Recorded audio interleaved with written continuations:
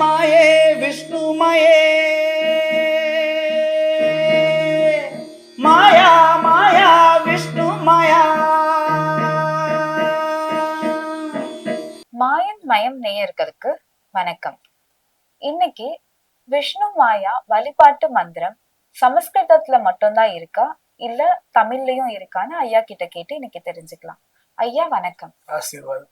மாயன் மயம் அன்பர்களே, விஷ்ணுமாயனை பற்றி ஒரு அருமையான நூல் கிடைத்தால் எந்த விதமாக நமக்கு ஒரு தெளிவு கிடைக்குமோ அந்த நிகழ்வைத்தான் மாயன் மயில நான் தொடர்ந்து கேள்வியாக பதிலாக இறையருளால் குருவர்களாலும் உங்கள் நலன் போட்டு பேசி வருகிறேன்.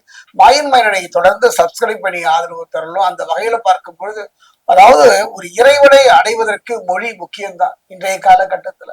அப்படி பாத்தீங்கன்னா நாராயணன் பெருமாள் அவரை பாத்தீங்கன்னா சாந்தாகாரம் புஜகசயனம் பத்மநாபம் சுரேஷம் விஸ்வாதாரம் ககட சதுஷம் மேகவர்ணம் சுபாங்கம் லக்ஷ்மிகாந்தம் கமலநயனம் யோகி கிருத்தியானகம்யம் வந்தே விஷ்ணு பயங்கரம் சர்வலோகைகநாதம் நமஸ்தே நமஸ்தே. சமஸ்கிருதம் தான் கேட்பதற்கு இனிமையாக இருக்கின்றது.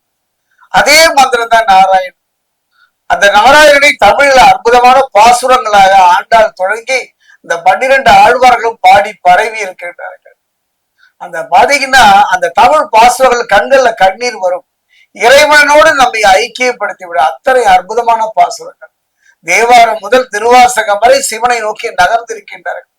அருணகிரிநாதரை பொறுத்த வரைக்கும் எத்தனை பாடல்கள் திருப்புகழ் பாடியிருக்கின்றார் திருப்புகழ் சுவாமிகள்.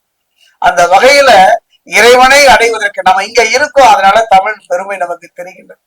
இது இந்த பாரத தேசம் முழுவதையுமே அங்கங்க அந்தந்த மொழியில அற்புதமான பாக்களை பரமன் மேல் பாடி இருக்கின்றார்கள். அந்த வகையில விஷ்ணுமாயா மேகசியாமம் பிரசன்யாசம் நானாலங்கார சம்விதம் ரக்தமாலம் பரதரம் தூம்ராட்சம் மைஷபாகனம் தண்டம் கட்கம் சமாயுக்தம் கேட கேட சமணிதம் பாணபாத்திரம் விஷ்ணு ரூபம் சிவாம்சம். இது சமஸ்கிருதம்.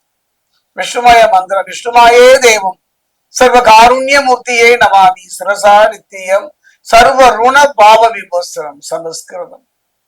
அதே மாதிரி சேலரும் பொன்கிரீடம் மரகத வழி ஒழுகும் நல்பதக்கம் சாரு ஸ்ரீ பூரோடும் திருவயிற்றின் மேல் பட்டுடுத்தி ஆரோடம் பொன்முடிக்கோள் வலது கரமது பெண்ணே வாமகை கபாலம் சேரும் போத்தின் புறம் அமரும் ஒரு விஷ்ணுமாயனை தொழுதேனே. தமிழ் மலையாளம் மந்திரம். எத்தனை மொழிகள் அல்ல. விஷ்ணுமாயனை பொறுத்தவரைக்கும் மன்னர்களும் அடங்கி இருக்கின்றார்கள்.